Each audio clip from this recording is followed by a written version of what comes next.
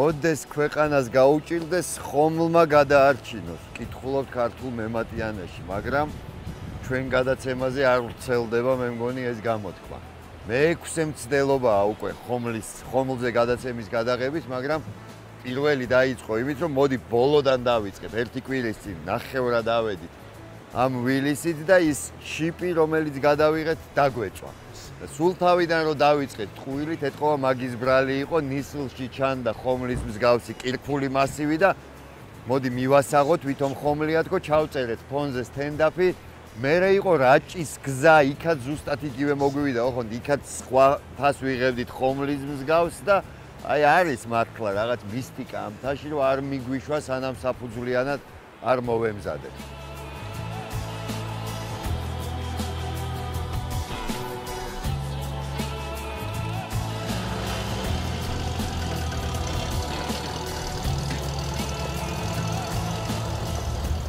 ო პრომეთე შენი ტანჯვის გამოტირიან ამ ორ ძალები, აი ავდივართ ხვამზე და ბევრი არაგეგმიური გაჩერება გვექნება, რაც ჯგუფის წევრებს ნაკლებად სიამოვნებთ ხოლმე, მაგრამ რაც კი ლამაზი მინდორი შემხვდება გზად და ხე ყველგან გავჩერდებით მაინც.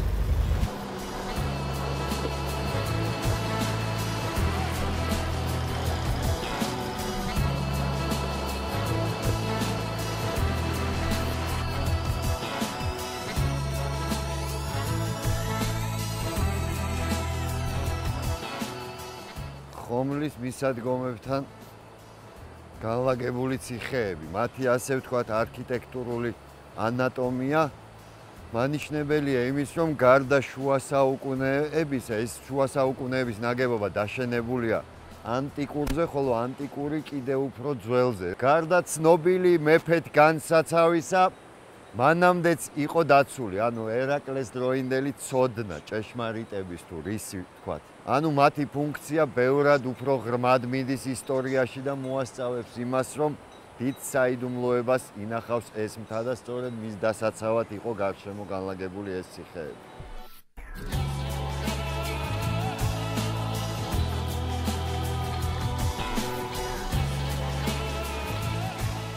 ჩანჩქერი ვერძისთავა, უფრო სწორედ მისი კალაპოტი. სულ ერთი კვირის წინ აქ უხვად მოედინებოდა ამ ხავსიან ლოდებზე წყალი. სწორედ ამაშია ამ ჩანჩქერის საიდუმლოება. ჩანჩქერი იცვლის მიმართულებას. წელიწადის გარკვეულ დროს ჩაედინება ცხენისწყალში, გარკვეულ დროს რიონში. ლეგენდების მიხედვით ეს იმიტომ ხდება, რომ დევი წევს სათავეში და მხარს რო იცვლის, მაშინ იცვლის ჩანჩქერის მიმართულებას. კიდევ არის ერთი ლეგენდა, რომელიც მოგვითხრობს, რომ უხსოვარ დროს მწყემსებმა შეწირული ვერძის თავი ჩააგდეს და სწორედ ეს თავი შვება ამ მისტიურ მოვლენას და ყველაზე მეტად მე მაინც მხიბლავს სახელის დაკავშირება ვერძის თავას სწორედ იმ ვერძთან, რის გამოც არგონავტები მოვიდნენ პირველად ხომლის მთაზე.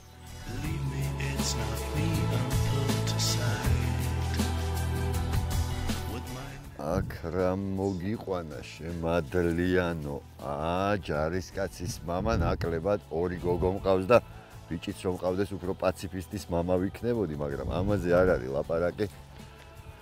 ლაპარაკია მთის ფერდობზე შეფენილ უიშვიათესი ჯიშის ვაზზე, უსახელაური. გადმოცემების მიხედვით სტალინს უყვარდა ეს ღვინო, უყვარდა კი არა, მხოლოდ ამ ღვინოს სვამდა და დაარტყავდა სადილზე თითო ჭიქას და მერე გენიალურ ბოროტებებს ჩადიოდა. ხედავთ, როგორ იდეალურად არის მოვლილი ვენახი, გადაფარებული აქვს სეტყვის დამცავი ბადე და თითოეული მტევანი დაცულია. ძალიან საინტერესოა ამ ყურძნის ისტორია, გარდა ლეგენდებისა სტალინზე არსებობს კიდევ ლეგენდა მის აქ აღმოცენებაზე. ხარობს მხოლოდ და მხოლოდ სოფელ ოყურეშის მიდამოებში, აი მთის ამ ფერდობზე. როგორც ხვანჭკარა, სოფელ ხვანჭკარას და ჭრებალოს მიდამოებში დაახლოებით ეგეთი ვარიანტია. ერთ-ერთი ვერსიის მიხედვით სამეგრელოს მთავარმა აჩუქა ლეჩხუმის მთავარს ფრანგული ჯიშის ყურძენი და უთხრა, რომ სახელი არ განეთქვა და მაგიტომ ქვია უსახელაური. კიდევ არის ვერსია, რომ მანდარიამ ვინმე გლეხმა ტყეში იპოვა ველური ვაზი და წამოიღო და გაახარა დაამყრო რომელიღაც ჯიშთან.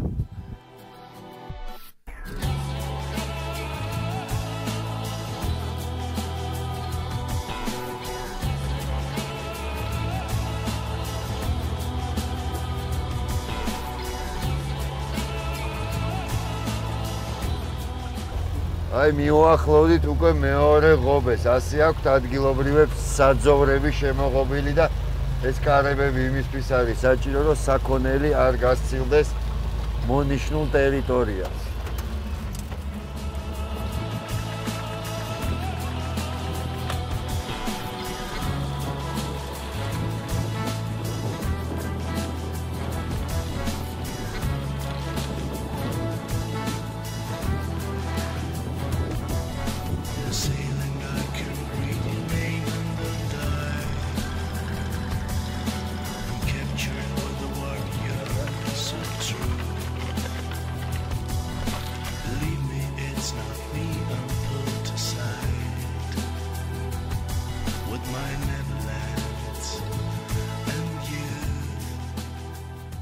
დაიწყო საძოვრების სუბალპური ზონა. ედელვაისი გამახსენა ყვავილი და ყვავილზე ქვედანაყოფი. რატომღაც ხშირად უკავშირებენ ხომლის სახელს ამ ქვედანაყოფს. მე მოგიყვებით ისტორიას და თავად განსაჯეთ თქვენ რა კავშირშია. გაგანია მეორე მსოფლიო ომის დროს გადმოსხეს ეს ქვედანაყოფი კავკასიაზე, როგორც ცნობილია და მათ დაიპყრეს იალბუზი, იქ ააფრიალეს მესამე რეიხის დროშა. რაზეც გიტლერმა ერთი ამბავი ატეხა უსაყვედურა მე რუსებთან საომრად გაგიშვით და არა საალპინისტოთო. და შემდეგ მოგვიანებით ისტორიულ წყაროებში არ ჩანს ერთ-ერთი წყაროს მიხედვით მარუხის უღელტეხილზე ქართველთა თამსვლელმა ბატალიონმა გაანადგურა ერთ-ერთი ვერსიით უკან დაიხიეს და გადასხეს გერმანელებმა. და არის ასეთი ლეგენდა თუ ვერსია, რომ სწორედ საბოლოო მიზანი ამ დესანტის გადმოსხმის იყო ხომლის მთა და მისი საიდუმლოს ამოხსნა. როგორც ვიცით, ჰიტლერი მიდრეკილი იყო ოკულტურ მეტაფიზიკური სწავლებებისკენ.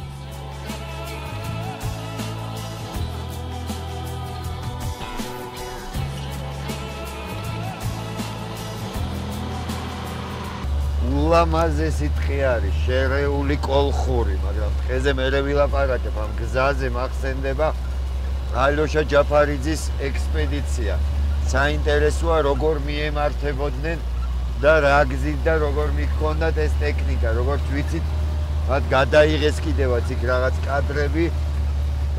პირველი ექსპედიცია ამბობენ, რომ 1939 წელს შედგა. საიდუმლოდ იყო ასული ორ მუშასთან ერთად პირადად სტალინის დავალებით, ხოლო მეორე უფრო გავრცელებული და ყველასთვის ცნობილი ექსპედიცია 1945 წელს შედგა, როდესაც 11 კაცთან ერთად ავიდნენ და იქნა დაფიქსირებული იქ კადრები. და ნათქვამია მის აღწერაში, რომ არავითარი განძი იქ აღარ არის და განძი კარგა ხნის გატანილია.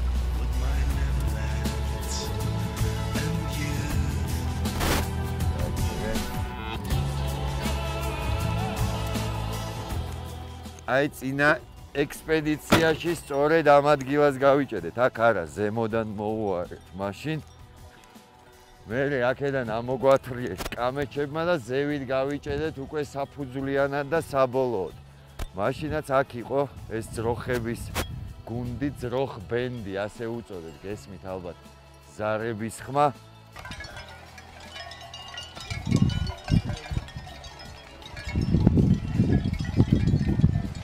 ძროხაზე ერთი ძველბერძნული ლეგენდა მახსენდება, სადაც კიდევ გვხვდება ხომლის მთა. ლეგენდა არის ზევსის საყვარელზე, რომელიც შემდეგ ძროხად გადაიქცა, რომ ჰერასთან პრობლემები არ შექმნოდა და წამოვიდა პრომეთესთან. პრომეთე მას უწინასწარ მეტყველა მარშრუტი, რომლითაც უნდა წასულიყო და ეგვიპტეში იგი ისევ იქცა ქალად და სწორედ მისგან დაიწყო ერთ-ერთი დინასტია ფარაონების. ასეთი ლეგენდაც არის ძველბერძნულ მითოლოგიაში.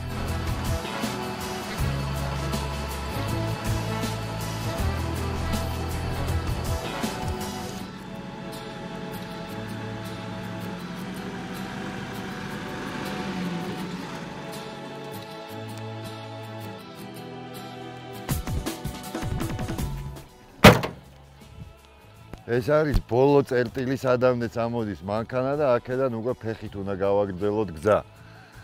წელიწადში ერთხელ აღდგომის მე-7 კვირას აქ იმართება დღესასწაული ხომლობა და მთელი რაიონის მაცხოვრებლები რაჭიდან, ლეჩხუმიდან, იმერეთიდან, სვანეთიდან ჩამოდიან აქ მოსალოცად და თურმე ამ მინდორზე მანქანის გასაჩერებელი ადგილიც კი არ არის ხოლმე.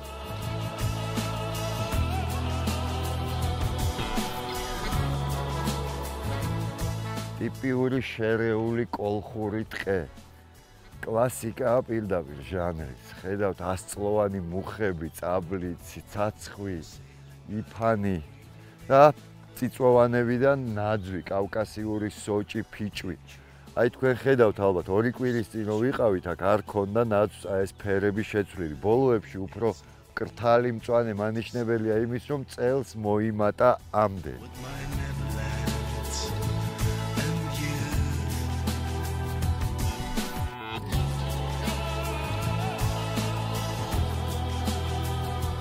ჩვენი პიროტექნიკოსები ჯგუფი ამ თის იქით არიან და 32000 შაშკაა ეგრეთ წოდებული, რომლითაც ნისლის ეფექტს ახდენენ. ხედავთ თუ როგორ ეფექტურად მუშაობენ. ეს როგორც ვიცით ხოლმე იაფასიანი ხუმრობების სერიიდან და ისე კი მოგიყვებით ობსერვატორიაზე, რომლის კვალიც აღმოჩენილია ხომლის მთის ერთ-ერთ მონაკვეთში. და ცნობილია რომ ისინი ფლობდნენ ინფორმაციას, რასაც ფლობდნენ ძველი შუმერები. რეცესია ორიონის ვარსკვლავზე სწორებას ნიშნავს, რაც 25920 წელიწადში ერთხელ ხდება. საიდან ფლობდა ეს ხალხი ამ ინფორმაციას, კაცმა არ იცის.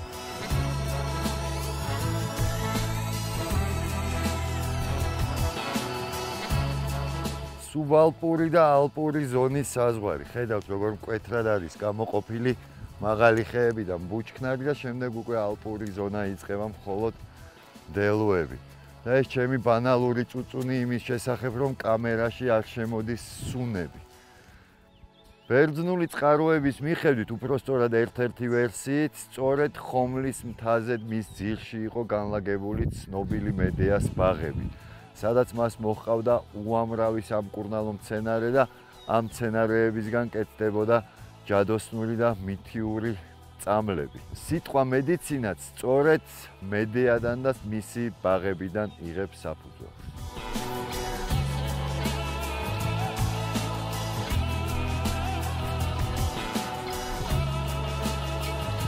სალოცავის სამხრეთ აღმოსავლეთით კარგად ჩანს კვალი ძველი საკულტო ნაგებობის. აი ამ ქვას თუ დავაკვირდებით, კარგად ჩანს ღრმულები, რომლებიც ალბათ ოდესღაც ესე Stonehenge-ისებურად რაღაცაზე იდო. ერთ-ერთ კლდეზე აღმოჩენილია პიქტოგრამები. ძალიან საინტერესოა ამ პიქტოგრამების ისტორია.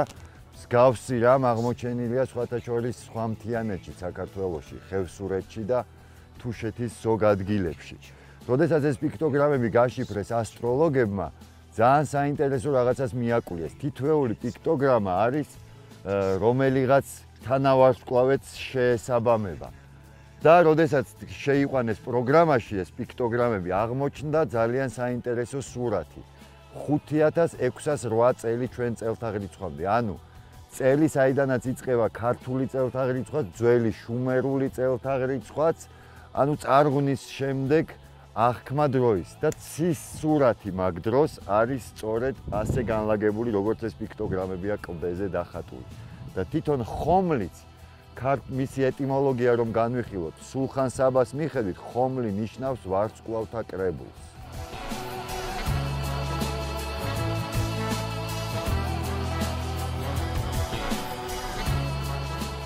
მრავალი ცნობა მოიპოვება იმის შესახებ ქართულ ისტორიაში, რომ ცნობილი მეფეთა განსაცავი სწორედ აქ მდებარეობდა.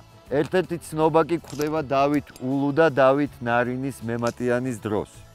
ამისათვის განიყვნენ მეფეთა ქვეყანანი და ქალაქნი ქუთაისი და ტფილისი ორად.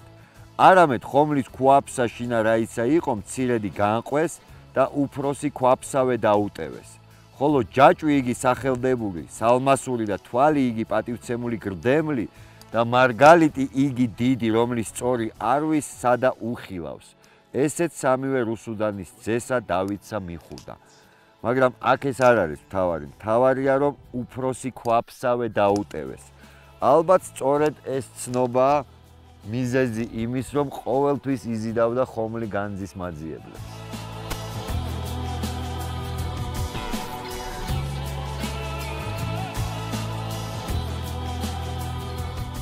ცნობილი ფანტასტი მწერალი ჟიულ ვერნი თავის რომანში შეუპოვარი კერაბინი სწორედ ხომლის მთას იხსენებს ისტორიულ წყაროებზე დაყრდნობით. და მას ლაპარაკი აქვს, რომ თანამედროვე ქუთაისთან ახლოს, ასე წერს სწორედ, იაფეტეს და კლიმანტეს შვილი პრომეთე მიჯაჭვულ იქნა ხომლის მთაზე.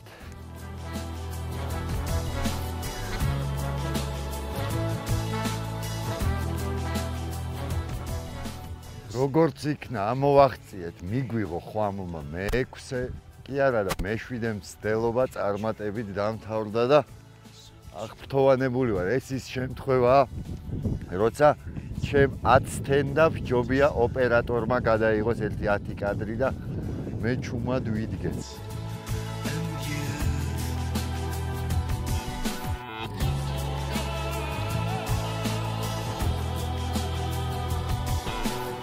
მე-19 საუკუნის 50-იან წლებში ამ ადგილებში იმოგზაურა იტალიელმა მოგზაურმა და მკვლევარმა დანიელა პიზაგალიმ, რომელმაც თავის მოგზაურობაში აღწერა ეს ადგილები. იგი იკვლევდა არგონავტების მითს და ადგილს, სადაც პრომეთე იყო მიჯაჭვული. როდესაც იგი ხომლის მთაზე მოიყვანეს, ყველაზე მეტად იგი გააოცა ადგილობრივების ჩახედულობამ ამ თემაში. თითქმის ყველა ადგილობრივი საქმის ყურში იყო ამ ლეგენდის თავიდან ბოლომდე და მეტიც, როდესაც ისინი მოკლავდნენ ხოლმე სვავს, თურმე ძალიან ზეიმობდნენ. რამე თუ ლეგენდის მიხედვით სწორედ სვავი უკორპნიდა ღვიძლს პრომეთეს. აი სწორედ იმ კლდეებზეა საუბარი, როდესაც ლაპარაკია პროფილზე პრომეთესი თუ ამირანის ძაღლზე, რომელიც ჯაჭვს ლოკავს. თუ თქვენ მდიდარი წარმოსახვის უნარი გაქვთ, ნებისმიერ ქვაში, ნებისმიერი ფორმა შეგიძლიათ წარმოიდგინოთ და გააცოცხლოთ თქვენ წარმოსახვაში ნებისმიერი მითი.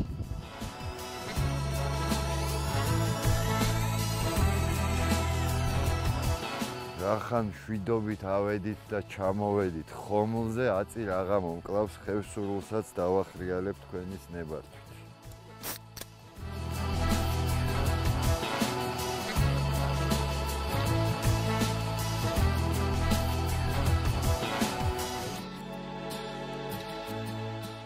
ლოკაცია სოფელი ზუბი და ჩვენი დღევანდელი გადაცემის სტუმარი ბატონი რევაზ ბენიძე, ექიმი, რეანიმატოლოგი და პირველი მიზეზი, რის გამოც გადაცემაში მოგვიწვიეთ, ეს არის ასე ხატოვნად გამოვთქვამდი, ვერ გავცვლის ალსა კლდეებსა სხვა ქვეყნის სამოთხეზე და ვიცი, რომ სხვა ქვეყანაში მოღვაწეობდით და ჩამოხვედით, თუმცა ეხლა რომ ვნახეთ თქვენი აივანი აღარ მიკვირს და მივხვდი რატომაც ჩამოხვედით.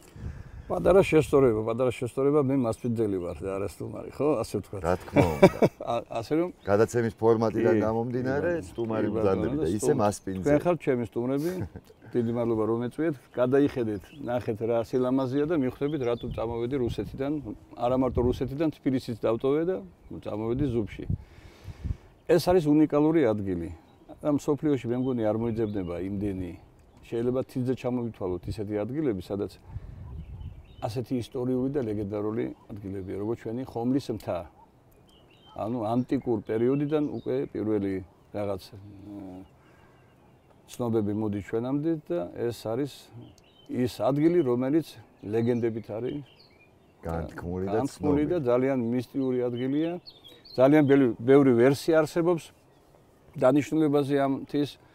ერთ-ერთი ძალიან ორიგინალურია ბატონ მე მგონი მერაბ რატიშვილი არა თუ არ ვცდები ჯუღას ავტორი. დიახ.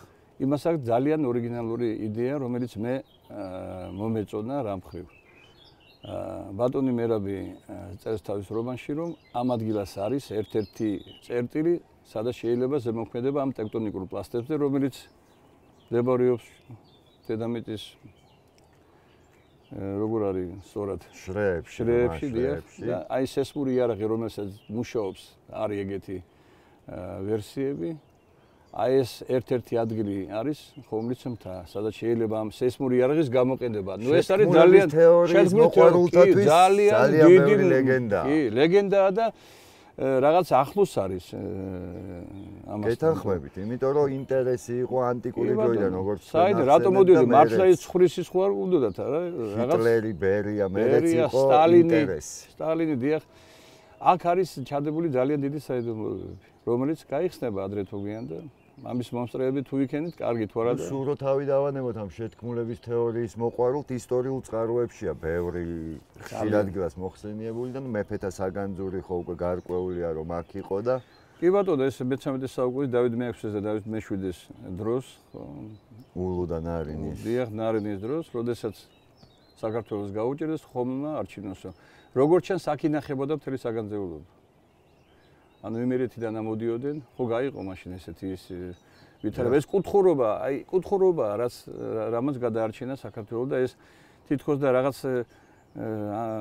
ანტაგონიზმში მოდის ერთმანეთთან სახელმწიფოება შეინარჩუნა კუთხურობამ და აი ამ განხეთქილებამ იქ რო დაიხშობოდა რაღაც ქართველობა იფეთქებდა დასავლეთში, აღმოსავლეთში და აი ეს დავიდოდენ ძალას მოიკრებდნენ და მე თავიდან იწყებოდა. და რატომ არ გადაარჩინა საქართველოს? მე მგონი ახლა არ ვარ ისტორიკოსი. ისტორია ხო მაგაზია აგებული. აგებულია და მე ახლა არ ვარ იმ სპეციალისტი და ეს ჩემი რაღაც ისეთი პატარა მოგძალებული აზრია და მე მგონი გაიზიარებთ ამას და თვითონ ხომლის მთაზე ეხლაც არსებობს ისეთი ადგილები, რომელიც არის ძალიან საინტერესო. ერთ ადგილს უძახიან რატომღაც მაიაკს რუსულად და იქიდან ჩანს კარგამინში ზღვა.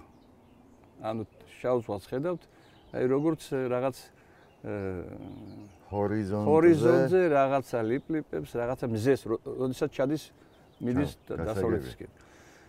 არის ადგილები, სადაც ნუ შეუვალი კლდეებია და იქ არის დიდი ძალიან გამოქვაბულები, როგორც ჩანს ყინულია, როგორც ჩანს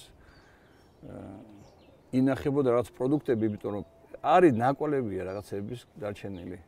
2000 ბერის სამოღვაწო ადგილი იყო და არის ლეგენდით, რომ 2000 ბერი მოღვაწეობდა ხობლის მთაზე. სულ რაღაც, ნუ რამდენიმე საუკუნის წინ. ეხლა ეს არაფერი აღარ არის შეჩენილი. ერთადერთი შერჩა მე-12 საუკუნის პატარა ბაზილიკა წმინდა გიორგის სახელობის, რომელიც აი ძალიან მიხარია, რომ ზუბელებმა გადაარჩინეს. ანუ გადახურეს 90-იან წლებში და რაღაცნაირად შენარჩუნდა. მან აღინიშნება ხომლობა. აუცილებლად ამოდის მეუფე სტეფანე, ჩვენი მთავარეპისკოპოსი, რომელიც ძალიან დიდ შრომას და ენერგიას ახარჯებს ლეჩხუმს. თქვენ იცით, რომ წმინდა მაქსიმე აღსარებლის საფლავიც არის ლეჩხუმში. წინა გადაცემაში ეს არის უნიკალური მოვლენა. წმინდანი, რომელსაც არამატო მართლმადიდებლები, კათოლიკებიც ცნობენ ძალიან პატივს ეპრიზნავენ და ჩამოდიან, არიან მეცნიერები, მაქსიმოლოგები. ყოველ წელს ტარდება კონფერენცია. ასე რომ ლეჩხუმს გააჩნია ძალიან დიდი პოტენციალი ამ ტურიზმისთვის. თუნდაც რელიგიური ტურიზმი და პალომნიშის თუ რასაც ქვია დადიან. პილიგრიმობა პალომნიშის და ექსტრემალური ტურიზმი ბატონო, აქ შეიძლება იქიდან დელტაპლანით გადაფრინდეთ კოპენჰაგენში პირდაპირ. აგერ ასხის მთაზეც. ასხის მთაზე არის არაჩვეულებრივი კლდეები.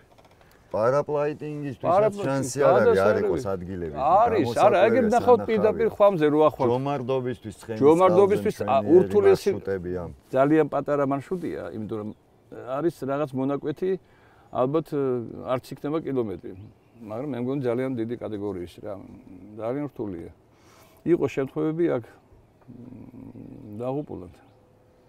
1-3 წელი დაიღუპა ერთი ჯომართობის სტუმარი. ძალიან ცუდი ტრასაა. ის რაც ქვებია, ეს ჩამოიტანა თავის დროზე კვერეშულამ. 12-ში თუ არ ვცდები 1912 წელს იყო ძალიან დიდი არქიტექტურული უბედურება. დაშრა მდინარე, არ მიაქციეს ყურადღება, თურმე ზემოთ დაგუბებულა. ამოვიდა და წაიღო ნახევარი სოფელი ზუბი იყო წალეკილი. რომელ წელს მოხდა ეგ? ეს თუ არ ვცდები 1912 წელს, ასე გადმოცემით ვითი დედაჩემისგან. ნახევარი სოფელი იყო წალეკილი. ამიტომ ის დიდი ქვები თუ შენიშნა ჯონოულის და კვერეშულას შესაძლებლობებთან უზარმაზარი სახლის ხელაკლდეები. აი მაშინ არის ჩამოტანილი. მაგდროინდელია, დიახ. სულ ფიქრობდი აი დიდ ქვებს. ეს არის მაგდროინდელი ჩამოტანილი ამ ცხენისწყალში. და ცხენისწყალი საერთოდ ძალიან ისეთი მდინარეა, ძალიან სახიფათო. წელიწადი არ გადის რომ ძალიან სახიფათო მდინარეა და მე არ მგონია ვინმე გაუძლოს იმის დინებას. იხტიოფაუნა რა თევზი ბუდობს? ნუ ძირითადად წვერა და ქაშაყი. ადრე ცხენისწყალში იყო კალმახი, ორაგულიც იყო, ადრე ძალიან ადრე. მე ვერ მოვესწარი ამას. და კალმახი მახსოვს. წვერა არაჩვეულებრივი, უკეთესი წვერა არსად არ არის საქართველოში. ისევ და ისევ კუთხური პატრიოტიზმის გამომდინარე. დიდი პოტენციალი ამის ჩამოსვლა ხალხი ჩაბოდის მე მგონი რუსეთიდან ჩამოდის. სპორტული თევზაობა, ამის კულტურა თუ გაჩნდა ჩვენში და ჯერჯერობით ბრაკონერების ცოტა კანონმდებლობაშია ლაფსუსი იმ თვალსაზრისით, რომ სპორტული ჭერაც კი აკრძალულია წინწკლიანი კალმახის სამწუხაროდ. დამეთანხმებით, რომ სპორტული ჭერით მაგ თევზის პოპულაციას ჩვენ საფრთხეს ვერ შევუქმნით. სპორტული ჭერით კი არა, ისაც რომ დაეჭირო და არ გაუშვა. იმას უნდა თევზს ჭირდება გაცხრილვა ასეთი. იმას არეალი ეზდება სხვას ახალგაზრდა თევზს იმისთვის რომ რაც მოიპოვოს და გაიზარდოს. ეს ლაფსუსები, ეხლა იცით როგორ არის? კანონმდებლობა არის დაუხვეწელი. საოცარი ხედი გაქვთ, რაღაცას ყვებოდით, აი ეს ხომლიფტის გაგრძელება და გამოქვაბულებზე. აი ამ თას ქვია, აი ამ ნაწილს ქვია ნაკარვალევი. როგორც ჩანს, იქ მართლა კარვები იყო გაშლილი და ეს გზა იქ ჯონულის ხეობაში მოდის, არის სოფელი ქულბაქი, ანუ სავაჭრო ადგილი ქვია ასეთისა.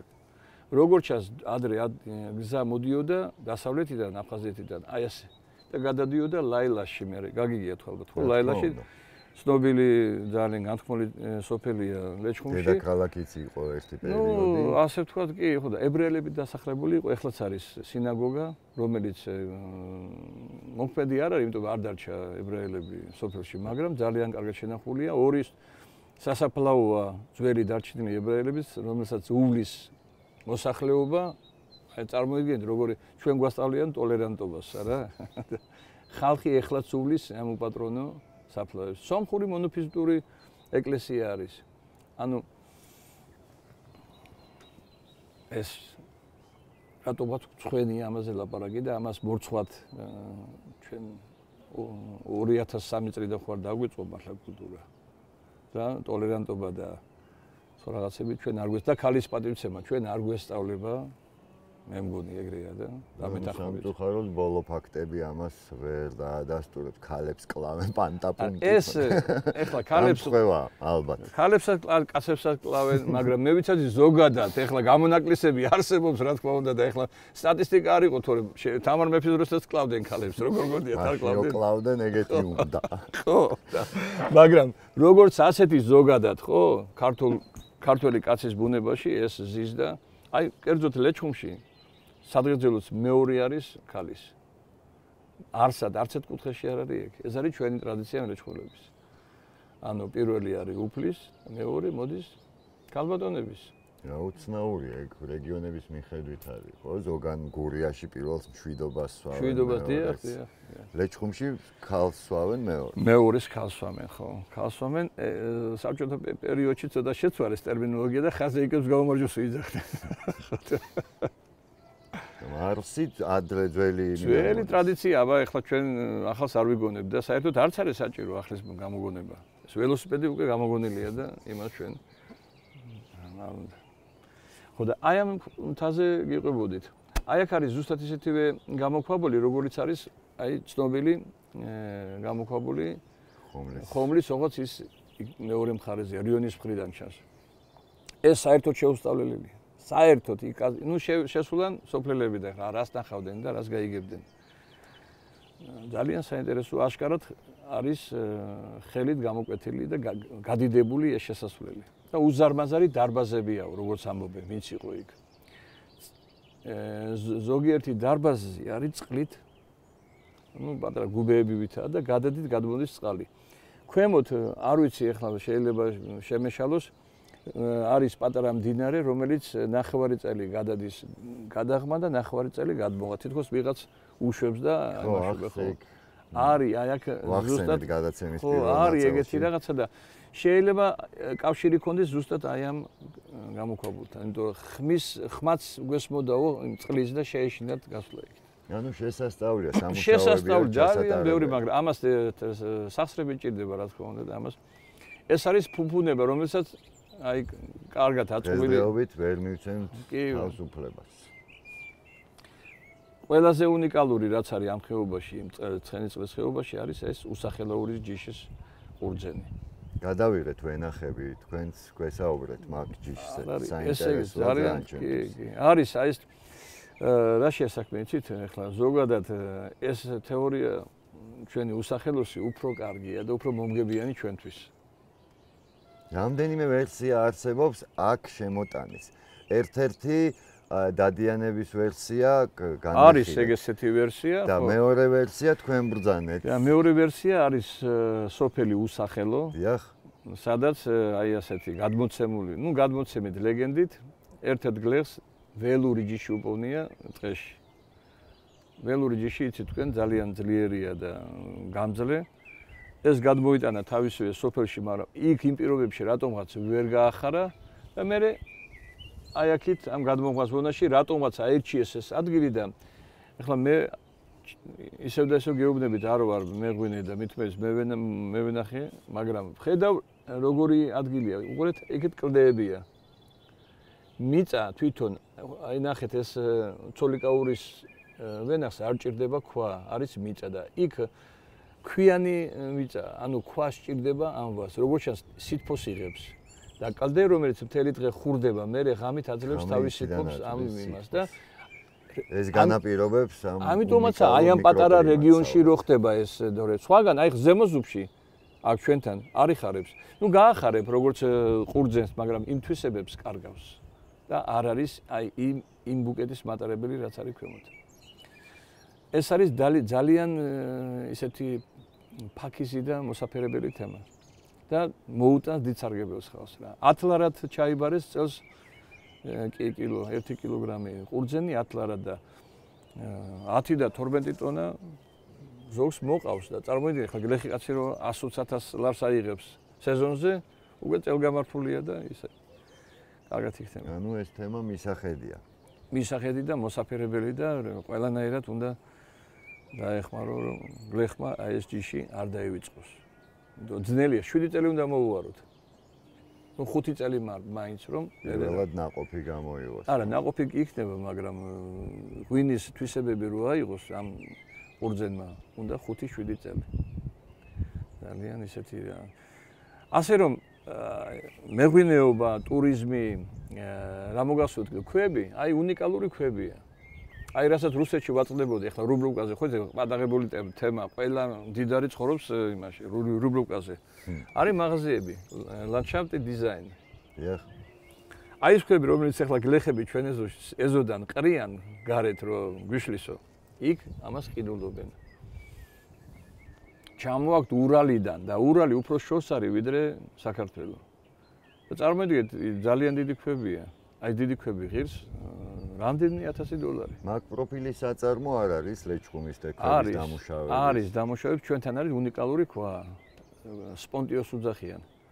ეს სპონტიო არის სტალაქტიტების და სტალაგმიტების, კასტრული ის არის. გასაგებია. მიწაშია. მინერალია კასტრული წარმოშობა. რაც დრო გადის მაგრდება და ამ ქვას იყენებენ მოსაპირკეთებლად ეკლესიების. ეკლესიური ქვა არის. კახეთში უძახიან მოგონი შილიმ თუ შილ არ მიცდა. აქ ჩვენთან ვეძახით სპონტიოს. აი ჩვენი ეკლესია ზუსტად ამ ქვით არის ნაგები. ნაგები და ხერხით იხერხება. 500 ლარი და კუბომეტრი ერთი იყო პატარა გაკეთებული აქ საწარმო ამარაგებდა საპატრიარქოს. წარმოიდგინე 500 ლარი ძალიან ისეთი ფასია კუბომეტრში. არის მეორე ქვა, თეთრი ქვა, ბაღდადოს უძახიან, ის ძირითადად საფლავის ქვისთვის მზადდებოდა, შალაშინდება და იჭრება ადვილად. არის, ქვები არის ძალიან ბევრი. არის მურის ციხე იცით თქვენ, ხო? მურის ციხე. იქ არის წითელი ქვა, თუ დააკვირდით ჩემ ჭიშკარზე, ამ ქვით არის გაკეთებული პატარა ისე რა ქვია შემოსასვლელი. ანუ უამრავი, აი რო იტყვიან აგერ ყრია მიწაზე მილიონები. ამის ყველაფერს გამოყენება უნდა, მაგრამ შეჯერობით ჩვენ ვერ ვიყენებთ ამას. და ერთ-ერთი ყველაზე დიდი პრობლემა ის არის, რომ თვითონ საქართველოშიც არ იციან ლეჩხუმი რა არის. აი რა მოსთხოვოთ სხვას, საქართველოში, თბილისში, აი გამოკითხეთ 10 ადამიანი გამლელი. რაჭაა, გეკითხები, იმერეთია? სვანეთია? ხო, სვანი ხარ? არ იციან. მე პირადად რაც შემიძლია ყველაფერს ვაკეთებ. ჩვენი დიდი მადლობა და გადაცემას უძღვნით ამ მხარეს, მიუხედავად იმისა, რომ ზოგი მხარე ჯერ არც გადაგვიღია. ნუ ის მხარეები უფრო მომგებიან პოზიციაზე ცნობილია და საქართველოში გეუბნებით, არ ამგონია იყოს ისეთი ადგილი, რომელსაც ასეთი კვალი დაეტოვოს კაცობრიობის ისტორიაში, როგორც არის ხომლის მთა. არ არის. არ ეწყინოს სხვა კუთხის, ასე ვთქვა, პატრიოტებს. არ არის. ისედაც ისტორიულ თვალსაზრისით თუ დავანებოთ თავი, გეოგრაფია გაიხედეთ. არა, სილამაზე აქ ძალიან ბევრი სტუმარი მყავდა. ახლა რუსებზე არ მაქვს. რუსები ძალიან ხშირად ჩამოდიოდნენ. ნორვეგიელები მყავდა, ფრანგები, ამერიკელები. ყველა მიდიოდა ძალიან ისეთი გაუცებულები რა. თქვენ რომელ მხარეს მიამსგავსებდით? რომელ ქვეყანას, სადაც ნამყოფი ხართ? აი როგორ ახლა ძალიან ბანალური იქნება ხო რაღაც თქვა ისეთი ალბათ უფრო საფრანგეთის რომელიც ერთ-ერთ პროვინციებს გაავს ახლა მაგრამ იტალია, საფრანგეთი, შვეიცარია გაავს ძალიან მაგრამ აქ სხვანაირი ბუნება ისეთი რა უფრო ველურია ხო ახლოს არის ყველაფერი მაგრამ ველურია იქ რაღაც მივარცხნილი მოვარცხნილი რაღაც ისეთი გასაგებია. აი ამერიკის შეერთებულ შტატებში გავუსწრი რომ ესე იგი ამ ხრიდან მიდის ტურისტები ადიან ძალიან ბილიკები მეორე მხრივ შეიძლება მიხვიდე მანქანით რა და გაუცებული ვიწვალი ავედი ხა მიყვარს სიარული ავედი ნახე ო ამის თავარი ხიბლი არის ველურობა თქვენ ხო დღეს აი ნახეთ გაგიჭირდათ ასვლა და მეც გეტყვით 2 წლის წინათ თბილისელები იყვნენ ამოსულები რაღაც ჯგუფი ტურისტების დაიკარგენ ხომზე ეგონათ რომ ეხლა ხვამლი ერთი გზა მიდის, ერთი გზა მოდის.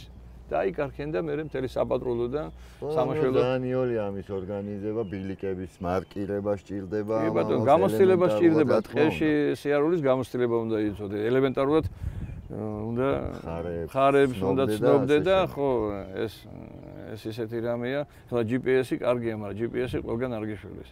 შეიძლება გაგიფუშტეს. თეთრი შურით მშურს თქვენი აი ყოველ დღე რო ასეთ ხეთში იღვიძებთ. კი. უღრმესი მადლობა გადაცემაში სტუმრობისთვის. მადლობთ. უпростоრეთ მასპინძლობისთვის, როგორც შეგვიძლია ისეთი ფორმულირება გაუკეთოთ ამას და აყურებელსაც დიდი მადლობა მომავალ შეხვედრაზე.